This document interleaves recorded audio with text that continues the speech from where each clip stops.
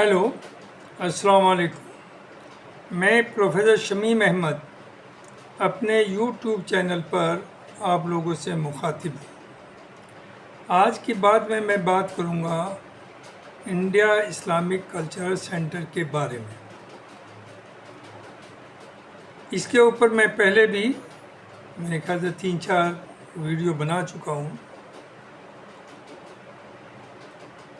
और India Islamic culture centre के 5 या 6 ग्रुप बने हुए हैं। ज़्यादातर लोग तो उन सब ग्रुप में कॉमन हैं, लेकिन थोड़ा थोड़ा अप्रोच अलग है। उसी से अंदाज़ा होता है कि हो जाता है कि इस्लामिक सेंटर में क्या चल रहा है। देखिए, जहाँ तक सदर साहब का सवाल है, सदर साहब का इलेक्शन हुआ, वो बिल्कुल ईमानदारी के साथ हुआ और वो बड़ी थम्पिंग मेजॉरिटी से जीते और उसकी वजूहत भी सबको मालूम है कि क्या थी। दूसरी तरफ जो कैंडिडेट था वो भी कोई कमज़ोर नहीं था, बहुत बहादुर था, बहुत ज़हीन था, लेकिन आइडियोलॉजिकली बाय एंड लार्ज जो मेंबर्स हैं वो डिफ़र करते थे, इसलिए उन्हें वोट नहीं दिया गया। अदरवाइज़ मैं पर्सनली, मेरा इंटरेक्शन है उनसे और मेरी उनसे बात भी हुई है, मुलाकात भी हुई है। वो बहुत ही पढ़े लिखे आदमी हैं, बहुत ज़हीन है, he knows how to speak, how to convince. लेकिन चूँकि उनका एक कनेक्शन है उस पार्टी से जो मुसलमानों को अपना सबसे बड़ा दुश्मन मानती है, हालांकि मुसलमान उसे अपना दुश्मन नहीं मानते, वो मजबूरन, चूँकि उनकी हरकतें ऐसी हैं कि मुसलमान मजबूर है उन्हें एक्सेप्ट करने के लिए।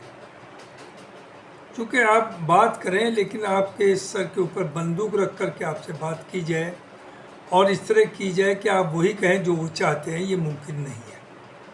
कुछ लोग उसे एक्सेप्ट करते हैं, कुछ लोग नहीं करते। तो एनी हाउ इलेक्शन हुआ और सलमान खुर्शीद साहब एक इंटरनेशनल फिगर हैं, एक पार्टी में मिनिस्टर भी रहे, वो फॉरेन मिनिस्टर भी रहे, लॉ मिनिस्टर भी रहे, MHRD के बहुत कुछ रहे और उनकी एज ए एडवोकेट पहचान है, not only in India, through out world. तो उनसे ये आप बार बार एक्सपेक्ट करें, जो बहुत से लोग उंगली उठाते हैं कि ये काम नहीं किया वो। देखिए, कोई भी प्रेसिडेंट जो आएगा, अगर वो उसकी एक पहचान है, वो एक काम करने वाला है, तो जाहिर है उतना टाइम वहाँ डिवोट नहीं कर सकता। जैसे सिराज कुरैशी साहब थे, उन्होंने टाइम इतना डिवोट किया कि इतना मैं नहीं समझता कोई भी इलेक्ट हो के आएगा वो इतना टाइम लगाएगा। और उससे चूँकि पर्सनल लॉस होता है और कुरैशी साहब का उसमें बड़ा भारी नुकसान हुआ है। सिराज साहब का उनका बिजनेस, लोग तो कहते हैं उन्होंने इससे फ़ायदा उठाया, बल्कि मैं समझता हूँ उनसे, उनका रहने से बड़ा नुकसान हुआ, लेकिन सेंटर को उन्होंने चलाया और उनका बहुत बड़ा कंट्रीब्यूशन है। एनीहाउ, चलिए अब आते हैं। तो मेरे ख्याल से बार बार सलमान साहब के ऊपर किसी तरह के लाछन नहीं लगाने चाहिए और कमियां ना ढूंढें। उनकी सरपरस्ती है, बाकी तो जो और मेंबर्स हैं, जो उनकी टीम के लोग हैं, उन्हें काम करना है। लेकिन देखने में जो आ रहा है, जिस तरह के कमेंट्स आते हैं कि शायद मामला बहुत सही नहीं चल रहे हैं। एनीहाउ, एक एनुअल जनरल बॉडी की मीटिंग हुई और उसमें कुछ बहुत अहम मुद्दे थे जो एक्सपेक्ट कर रहे थे सभी मेंबर्स कि उसमें लाए जाएंगे। ना जाने किस वजह से, क्या तो जो ऑफिस बेयरर्स है उनकी कमी रही, या भाई सदर साहब ने उधर ध्यान नहीं दिया। उनमें से कोई भी इम्पॉर्टेंट इशू जनरल बॉडी की मीटिंग में डिस्कस ही नहीं हुआ, ना लाया गया, ना उस पर डिसीजन की तो बाद में बात है, पहले तो डिस्कशन हो, लाया जाए, एजेंडा पे कुछ नहीं हुआ। जैसे नंबर 1 में कहता हूँ कि ये बात कही गई थी शुरू में इलेक्शन से पहले कि टेन्योर जो ऑफिस बेयरर्स का 5 साल से 3 साल कर दिया जाएगा। तो इस मामले को लाना था और बाद में लोगों ने बहुत से सजेशन इसमें दिए। कुछ का ये था कि 2 से ज़्यादा टेन्योर किसी को ना मिले। कुछ की राय उसमें ये कि इन कंटिन्यूएशन 2 टेन्योर उसके बाद गैप हो 1 या 2 का, उसके बाद वो चाहे तो फिर लड़ सकते हैं। तो इन दोनों पर वोटिंग हो सकती थी या बैठ कर के कंसेंसस बन सकता था कि सिर्फ ज़िंदगी में 2 टर्म मिलेंगे या 2 इन कंटिन्यूएशन, और उसके बाद गैप 1 या 2, 5 या 10 साल का, और उसके बाद वो फिर एलिजिबल होगा खड़े होने की। ये बात आपस में बैठ के आप तय कर सकते थे, इस पर कोई बात ही नहीं हुई। नंबर 2, जो सबसे बड़ा इशू था उस वक्त भी जब कुरैशी साहब थे, कि ये जो 75 इयर्स की एज की लिमिट थी, वो मैं जो समझता हूँ, जो अभी भी कुछ लोग कह रहे हैं और सही कह रहे हैं, कि ये है इलेक्शन लड़ने के लिए 75 इयर्स की लिमिट। अगर एक आदमी की एज 74 साल 11 महीने 20 दिन है तो वो इलेक्शन लड़ने के लिए एलिजिबल है। तो क्या वो इलेक्शन लड़ने के जब एलिजिबल है तो उसका टेन्योर क्या 2 महीने बाद ख़त्म हो जाएगा? तो that is the eligibility to contest the election. और मैं ये समझता हूँ जब वो इलेक्शन लड़ा है तो वो 5 साल रहेगा। कुरैशी साहब के साथ यही जुर्म हुआ और गलत हुआ कि उसे इंटरप्रेट ऐसे किया गया। वो जब 75, अब वैसे भी उनके 6 महीने कुल बचे थे, उनका टेन्योर ही ख़त्म हो रहा था, लेकिन इतना बड़ा अडंगा, लोग कोर्ट चले गए, क्या क्या हुआ, किस तरह से बदनामी हुई, कितना पैसा खर्च हुआ। तो मैं ये समझता हूँ इस बात को भी बैठ करके जनरल बॉडी में क्लियर होना चाहिए कि 75 ईयर्स जो एग्जिस्टिंग है उसमें 75 years is the age for contesting election and once he is elected. अगर वो इलेक्शन लड़ते हुए उसकी 74 साल 11 महीने और 25 दिन एज है तो वो इलेक्शन लड़ा और जीता तो वो 5 साल रहेगा।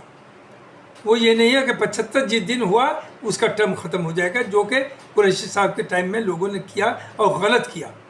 तो इसे क्लैरिफाई करने की ज़रूरत है सब मेंबर्स को, क्योंकि कुछ लोग इस पे हैं कि उनका 3 साल में टर्म हो जाएगा, लिहाजा ऑटोमेटिकली वाइस प्रेसिडेंट जो है वो प्रेसिडेंट बन जाएंगे। मैं नहीं समझता हूँ, अगर ऐसा होता भी जो है नहीं होता भी तो बाय इलेक्शन होगा फॉर द रिमेनिंग पीरियड 2 साल के लिए। ऐसा नहीं है कि वो ऑटोमेटिकली वाइस प्रेसिडेंट को आप प्रेसिडेंट बना दें या किसी और को आप सब ऑफिशियल्स जितने भी हैं इलेक्टेड मेंबर्स वो बैठ करके किसी को प्रेसिडेंट बना दें। वो नहीं होगा, बाय इलेक्शन की ज़रूरत है। लिहाजा इन चीज़ों को क्लैरिफाई कर लिया जाए जो बाद में कन्फ्यूजन ना हो कोई, वरना जैसे पहली बार कोर्ट जा रहे हैं, लिंगर ऑन हो रहा, नुकसान हो रहा सेंटर का, और कोई ये बड़ी बात नहीं, आपस में बैठ के आप तय कर सकते हैं। तो मैं तो ये समझता हूँ कि सलमान साहब भले ही 3 साल के करने के बाद 75 हों, लेकिन वो पूरे 5 साल में उसके प्रेसिडेंट रहेंगे। दूसरी चीज़ एज लिमिट की थी। मैं जो पहले भी बार बार कहा कि प्राइम मिनिस्टर हो, प्रेसिडेंट ऑफ इंडिया हो, गवर्नर्स हो, चीफ मिनिस्टर हो, मिनिस्टर्स हो, एमपीज हो, जो भी इलेक्टेड लोग हैं उनके लिए कोई एज बार नहीं है। तो ये एज बार तो कायदे से हटा देनी चाहिए, चूँकि अगर एज उसकी 90 भी है तो वो अपने से तो नहीं इलेक्ट हो सकता। इलेक्ट तो आप करेंगे, अगर मेजोरिटी उसके साथ नहीं तो आप मत इलेक्ट करिए उसे, वो उसके हाथ में नहीं कि वो बाई फोर्स आपसे इलेक्ट हो जाएगा। तो एज लिमिट ख़त्म कर देनी चाहिए। तो मेरी अपनी ये राय है कि टेन्योर आप 3 साल कर दें, और जो प्रेसिडेंट ऑफिस से बिहार से ये पूरा अपना 5 साल करेंगे। ये जो इम्प्लीमेंट होगा इस 5 साल के बाद होगा, और जो प्रेसिडेंट हैं वो भले ही 75 हो जाएं इलेक्ट होने के 3 साल बाद, लेकिन वो पूरा अपना टेन्योर पूरा करेंगे। और इसमें जो भी गलतफहमियाँ हों वो आपस में बैठें और उसे, जब अब चूँकि 1.5 साल ऑलरेडी हो चुका, 1.5 साल से ज़्यादा, तो इसे बैठ करके रिसॉल्व करें। ये 2 बात है। दूसरी जो वेरी इंपॉर्टेंट सबसे बड़ी बात है कि जिन लोगों ने एनुअल सब्सक्रिप्शन नहीं जमा किया उनका वोटिंग राइट भी ख़त्म कर दिया था आपने, और उन ज़ाहिर इलेक्शन तो लड़ ही नहीं सकते। तो ये उनका स्टेटस बताया जाए। हो ये रहा जैसे मैं हूँ लाइफ मेंबर, मैंने जमा नहीं किया, ना करूँगा एनुअल सब्सक्रिप्शन। मैं क्यों करूँ? जो वहाँ की फैसिलिटीज़ को एंजॉय कर रहे हैं उन पर आप लगाइए, जो भी चाहते हैं वहाँ टैक्स लगाइए, उनसे चार्ज करिए। आपकी मेजॉरिटी जो मेंबर्स हैं 4000 में 2500 से ज़्यादा वो स्लीपिंग मेंबर्स हैं, जो साल या 2 साल या 4 साल में एक बार सेंटर को देखते हैं। तो उनके सर पे ये वजन क्यों डालेंगे? और फिर आप कह रहे हैं आप पूरे हिंदुस्तान को रिप्रेजेंट कर रहे हैं, पूरी दुनिया को रिप्रेजेंट कर रहे हैं, और सिर्फ उसके मेंबर जो हैं वो 1800 हैं। 1800 वोटिंग राइट है, 1800 ही में से इलेक्शन लड़ने का राइट है। 4000 भी नंबर कोई बड़ा नहीं, या कायदे से कम से कम मुल्क का एक बहुत बड़ा सेंटर है, 10,000 मेंबर तो होने ही चाहिए। तो ये जो मेंबरशिप बनाने का, ये भी आपने जो इलेक्टेड रिप्रेजेंटेटिव्स हैं उनके ऊपर छोड़ रखा है, जिसे चाहे वो बनाए, जिसे चाहे ना बनाए। तो इस बारे में भी सोचने की ज़रूरत है, और मैं ये समझता हूँ इस पर डिस्कशन होना चाहिए था। इस एनुअल मीटिंग में दोनों चीज़ों को लाना चाहिए था। सब्सक्रिप्शन ज़्यादा से ज़्यादा अगर आप कर सकते हैं तो ये कर सकते हैं कि जो एनुअल सब्सक्रिप्शन नहीं दे रहा है उसे इलेक्शन लड़ने का राइट ना दें, लेकिन वोटिंग राइट भी रहे और वो मीटिंग्स में पार्टिसिपेट भी करें। एनुअल जनरल मीटिंग की आई, मेरे पास भी नोटिस आया कि मीटिंग है, मैं नहीं गया। और वही चूँकि मुझे डर था कि कहीं गेट पे ना रोक दे कि आप तो मेंबर नहीं। और ये हुआ भी लोगों के साथ कि they were not allowed to enter. लेकिन मुझे ये बताएं कि जितने भी प्रोग्राम्स होते हैं सबका नोटिस मेरे पास आता है। तो आप क्यों आते हैं साहब, जब मैं मेंबर ही नहीं, मुझे वोटिंग भी राइट नहीं है, मैं वहाँ जनरल बॉडी की मीटिंग या किसी मीटिंग में भी हिस्सा नहीं ले सकता हूँ, तो आप मुझे क्यों इन्विटेशन भेजते हैं? बिल्कुल ना भेजिए, बल्कि लिख के भेज दीजिए कि आप you are no more life member. तो इन बातों को आपस में बैठ के कोई झगड़े की ज़रूरत नहीं। जो भी अच्छे लोग बैठे हैं, जो भी आप तय करेंगे वो एक्सेप्टेबल होगा सबको, वैसी बड़ी बात नहीं।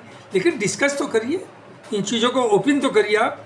उसके बाद देखिए, ये कौम तो बर्बाद है।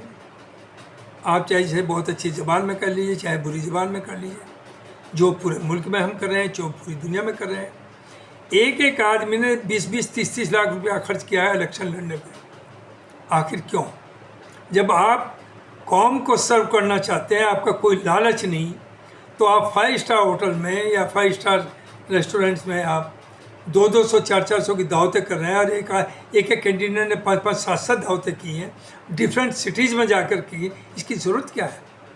आपको बिल्कुल ज़्यादा से ज़्यादा आप 10 लोगों को बोला है, अपना मामला डिस्कस करना है इलेक्शन का, आप बात करिए, चाय पिलाइए। तो मेरे ख्याल से इस चीज़ को ख़त्म कर दीजिए, ये जो खाना खिलाना है। और हुआ भी यह है, मैंने देखा कि जिन मीटिंग्स में अलीगढ़ में 200 लोग थे, सबसे एक्सपेंसिव जो यहाँ का होटल है लेमन ट्री, उसमें 5 भी वोटर नहीं थे, सब इधर उधर के लोग थे। और उन 5 ने वोट भी उन्हें नहीं दिया जिनका वो खाना खा गया है। ये तो हमारा कैरेक्टर है। और मैं फॉर योर काइंड इंफॉर्मेशन, जितने भी कैंडिडेट्स था, by the grace of God, सभी ने मुझे इनवाइट किया, लेकिन मेरे लिए ये सही नहीं था कि मैं इनकी भी बात करूं, उनकी भी बात करूं, खाना सबका कहूं। मैं एक में भी खाना खाने नहीं गया। और जो मेरे दिल में थी वो मैंने बात कही कि we are not opposing Siraj साहब। सिराज साहब का बहुत बड़ा कंट्रीब्यूशन है, वी रेस्पेक्ट हिम। और वो बोर्ड ऑफ डायरेक्टर्स के लिए आए हैं, वो उसके लिए आए हैं, तो हम उन्हें वोट देंगे। लेकिन उनका जो कैंडिडेट है माजिद साहब, वो उनका चूँकि लिंक कहीं और है, हम उन्हें वोट नहीं देंगे। भले ही हमारा ताल्लुक़ उनसे है कुरैशी साहब से, लेकिन हम अंधभक्त नहीं हैं उनके भी कि जहाँ वो हम आकर देंगे हम वहाँ वोट दे देंगे।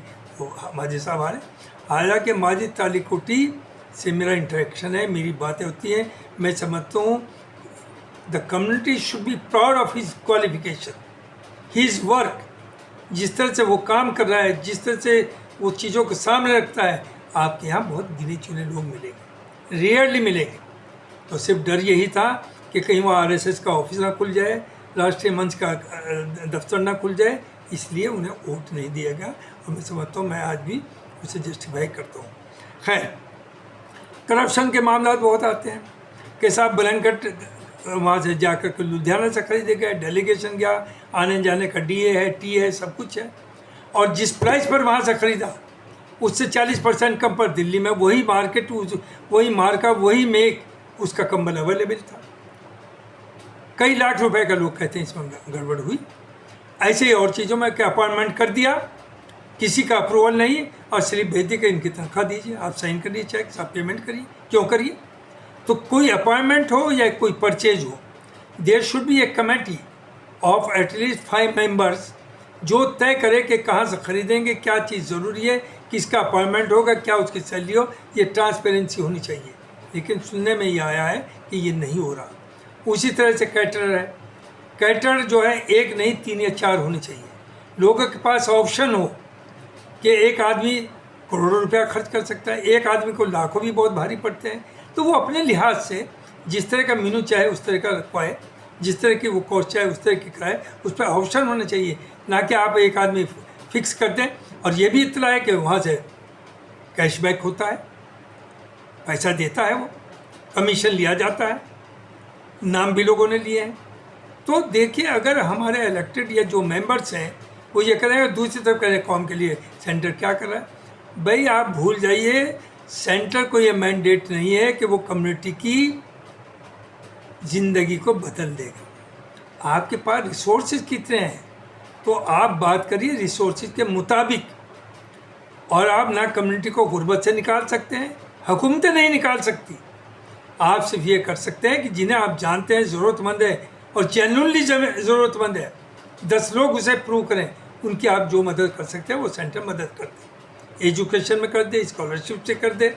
लेकिन आप कह रहे IAS पैदा कर देगा, वो पॉलिटिशियन पैदा कर देगा, वो मुल्क के मुसलमानों की किस्मत बदल देगा, वो इस्लाम का अपलिफ्टमेंट करेगा, ये काम सेंटर नहीं कर सकता। ना उसमें कैपेबिलिटी है और ना वो ऑनेस्टी है और ना ये कौम इसके लिए बनी है जो आज की ये मुस्लिम कौम है। तो ये मुझे कहना था, इस बारे में आप सोचें और आगे एक्ट करें। Thank you very much.